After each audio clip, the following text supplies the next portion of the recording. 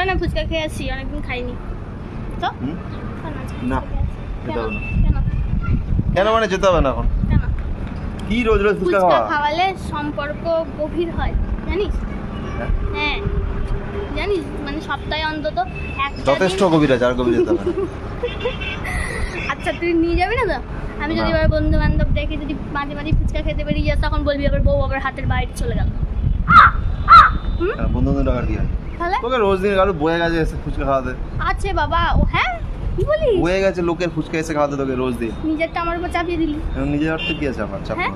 নিজেরটা চাপানোর কি আছে আমার? চল না, দেখ ভালোই ভালোই বলছি, যাবি তো চ। তাহলে এবার বউ হাতের বাইরে চলে গেলে কিন্তু আমার কিছু বউ করার নেই। ফুচকার দোকানে চলে বউ হাতের বাড়ি চলে তাহলে কি বলবো? তাহলে তাহলে এরকম ব্লেম করিস না, মানে হাতের বাইরে মানে বলতে চাইছি আর তোকে কোনোদিন অফারই করবো না, বন্ধু বান্ধব ডাকবো। বেঁচে তোকে গেলাম, বলতে যা হবে। বন্ধুদের প্রতি চলে যাবে। রোজ রোজ ফুচকা খাই এক্সট্রা খরচা ভালো লাগে। ও মানে বন্ধু এটাতে বান্ধব দেখে অ্যাকসেপ্ট করে নিলি, মানে এটা বললাম এটা তাদের বন্ধু বান্ধবী তো আছে, অসুবিধা কি আছে? যা। শোন, তুই কার সাথে এগুলো বলছিস তুই নিজেও জানিস না। কেন? তোকে জানাবোই না, ফুচকার দোকানে যাবো, খাতায় ফুচকা খেয়ে চলে আসবো তোর নামে। কার নাম?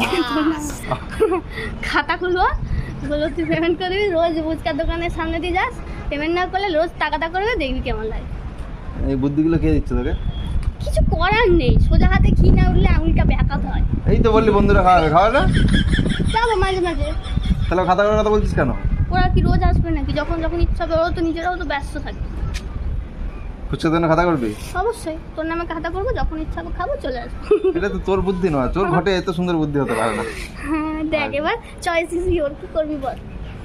খাতা করবো না নিয়ে যাবি? আমি আজকে ফুচকার দোকানে কথা বলি, তারপর দেখছি।